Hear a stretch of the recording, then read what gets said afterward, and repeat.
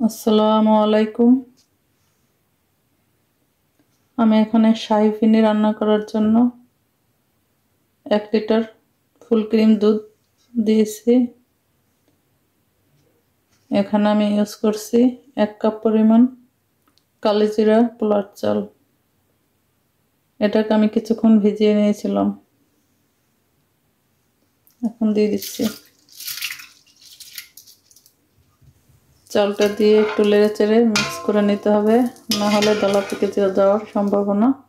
এখানে দারচিনি নিয়েছি 1 টুকরা, 2টা সাদা এলাচ, 1টা বড় এলাচ। আমি এলাচের মুখগুলো খুলে নিয়েছি, 2টি তেজপাতা।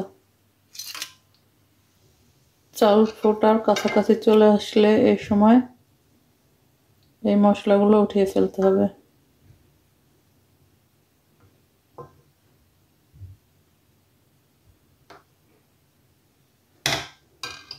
তেজপাতা সবকিছু উঠিয়ে ফেলেছি।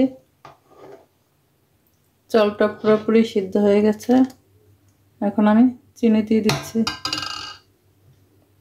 চিনি নিয়েছি আমি এই বাটির হাফ বাটি।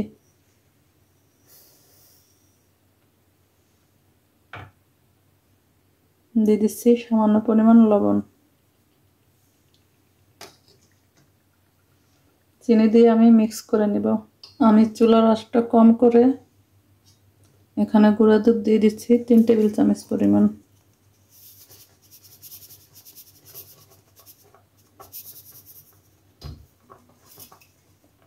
দিয়ে আমি এটার সাহায্যে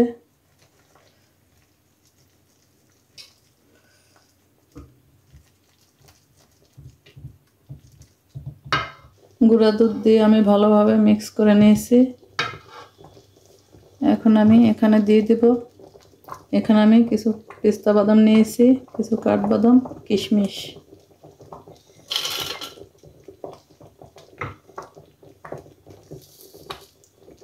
দিয়ে দিচ্ছি সামান্য পরিমাণ জাফরান। আমি চুলার জালটা বন্ধ করে দিচ্ছি, চুলা থেকে নামিয়ে নেব।